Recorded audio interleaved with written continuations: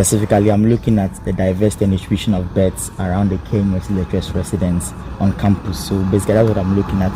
Trying to look at how abundant the bird species are and how diverse the species around us are.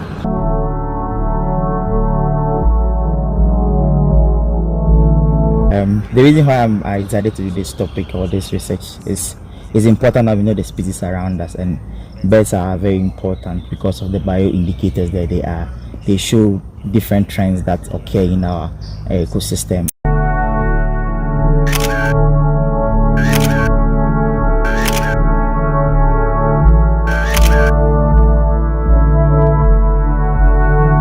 It's important that we also get data for future research scientists that will be looking at birds and avian diversity around KNUST. My name is Owusu Boateng. I'm a final year student in KNUST.